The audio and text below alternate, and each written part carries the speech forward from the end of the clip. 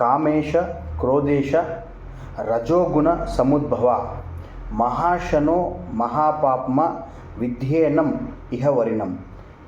It is desire, it is anger, born of the mode of passion. Okay, so it is all devouring and greatly sinful. Know this to be enemy in this world. Okay, so the meaning of the above shloka is this. Okay, so namaste friends.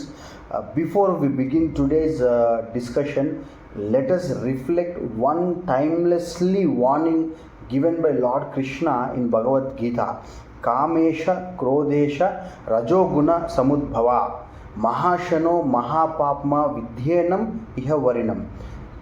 Lord Krishna tells us that controlled desire is good, but uncontrolled desire eventually transforms into anger, and when desire and anger combine, they become society's greatest enemy. So friends, when greed enters public life, for example, and when power becomes more important than service, when positions of responsibility become opportunities of personal gain, and when ordinary people feel their voices are being ignored, a dangerous gap begins. It begins to form between the rulers and the people. Okay, so today in West Bengal appears to be standing at such a moment. For years allegations then they were surrounding about cut money, then local corruption, then political favoritism, then border security concerns, then illegal infiltrations, and public frustration have dominated the political discussions today. Okay, so many citizens believe that the government schemes meant for the poor were sometimes influenced by middlemen and political networks here, and many feel that their concerns were ignored, and many believe that those in power become too comfortable while ordinary people are continued to struggle. And now something remarkable is happening. So the people themselves are beginning to speak about that. Okay, so not through televisions or debates or something, or not through your political speeches, but directly, openly, fearlessly, because history teaches us one more important lesson. A government can survive criticism, a government can survive opposition, a government can survive protest, but no government can survive for long if it loses the trust of the own people, own citizen. And that brings us the biggest question of today's video: why are so many people in Bengal expressing their anger against local leaders, that is TMZ leaders, and why did basically the phrase cut money it become a symbol of public frustration, and why is border fencing once again it became a major political issue, and is Bengal witnessing the consequences of years of accumulated public resentment, or something else, for example? Okay, so stay with me till the end of this particular video, because what is happening in Bengal today is much more bigger than politics. It is a story about power, it is a story about accountability, and it is a story about what happens when the voice of people can no longer be ignored. Okay, so friends, the real issue is not whether Bengal has challenges. Okay, so every state they have challenges. The real issue is whether people believe those challenges are being addressed honestly or not. Okay, and to understand why public anger is growing today, we must first understand the controversies that became synonymous in Bengal politics. The cut money issue. Okay, so you have to understand, say like there were allegations that surfaced about beneficiaries of government welfare schemes, and they were actually being asked to pay commissions or percentage to local or middlemen or political workers to release these funds from the government. So imagine being a poor family, let's say imagine waiting for months for a housing grant. Okay, so there is a scheme for new house, you will be getting 1 lakh or 1.2 lakhs or 1.5 lakhs for example. Okay, so and here the middlemen, they ask for commissions. Okay, so maybe 10% or 20% of that. So here when it is 1 lakh, so you have already lost 20,000 as a commission, and this commission which they paid, that was called as cut money. Imagine depending on a government assistance to survive, and then imagine that a percentage of the amount has to be paid before the release happens, and there is no guarantee whether the amount will be released and it will be credited to the accounts or not. But what cannot be denied is the phrase cut money that became one of the most powerful political symbols in Bengal. Okay, it represented a growing belief among many citizens that corruption had reached the grassroots level, and when corruption touches the plate of the poor,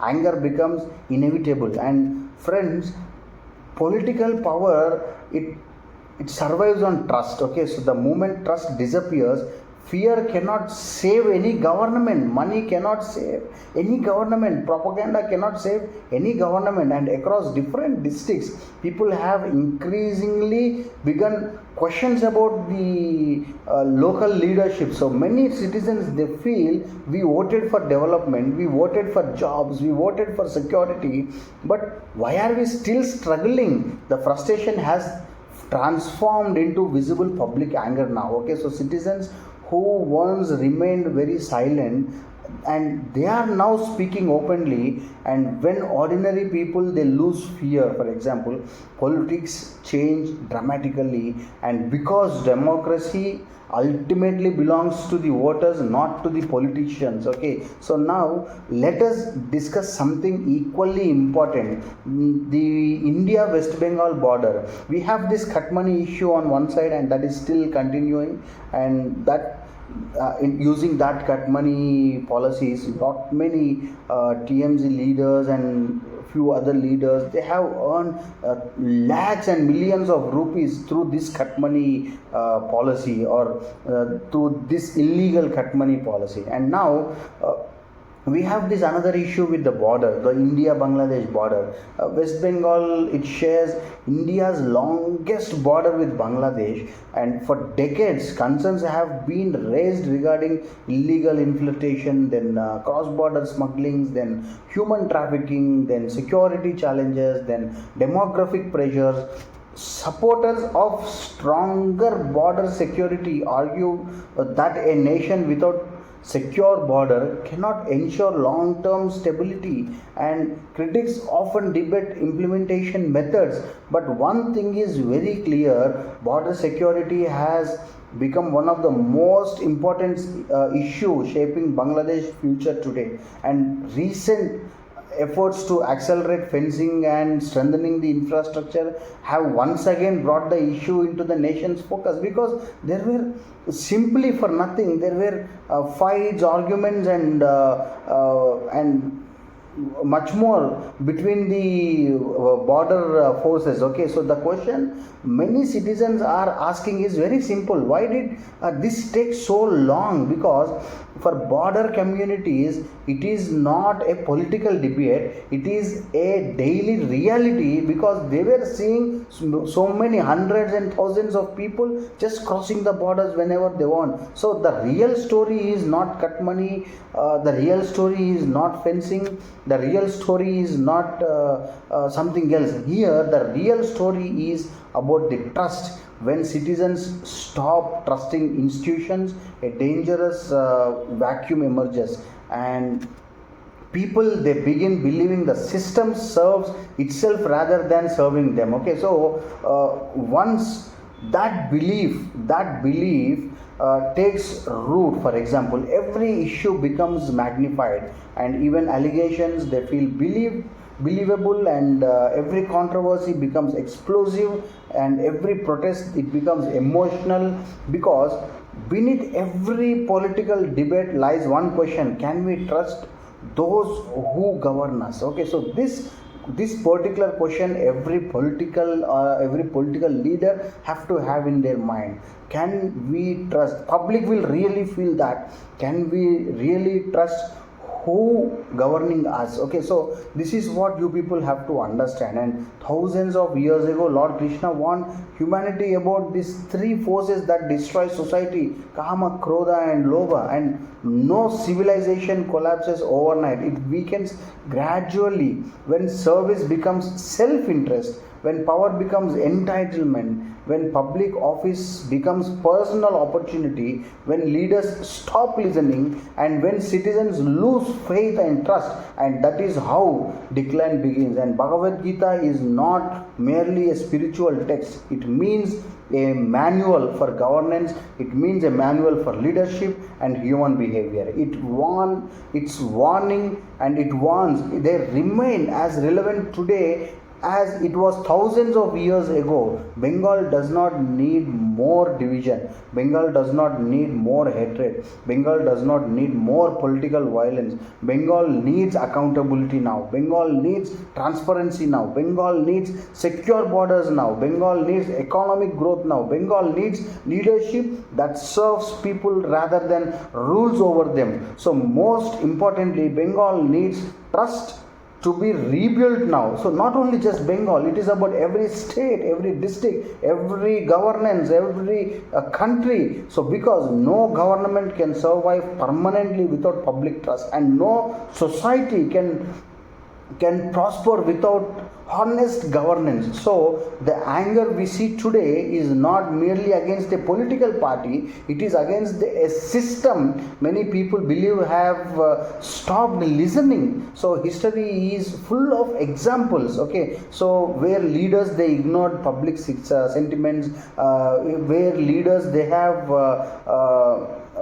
not bothered about public beliefs, and history is full of examples where citizens changed the course of politics. The future of Bengal will not be decided by television debates again. It is not decided by your social media or something else. It is decided by the people, and it will be decided by the people. And this message from the people appears louder than ever. So we want accountability, we want transparency, we want respect, and we want better future, not only for Bengal, for every state and this nation. So the question is no longer whether systems are changing or state is changing or Bengal is changing or something else. Here the question is, are Bengal's leader ready for that change? Are the complete nation is ready for that change? This is the question. This is the question where everyone is asking. So try to analyze, try to rethink, and try to believe the verified systems, try to believe the verified sources, not fake propaganda or not a fake promise or something. And this is your Chef Ravi. Stay tuned to our channel. Please do put your comments, you put your views in the comments, and make this particular comment section as a discussion forum. And in future, let us discuss about much more deep into the geopolitics, then national politics, then border issues, then our Sanatana Dharma, and much more things. Let us have raw discussions. Let us have discussions about everything. Okay, so please do follow us. Put your views in the comment. If you found this analysis meaningful, share this video and join the discussion respectfully. Jai Hind, Jai Bharat, Jai Sri Krishna.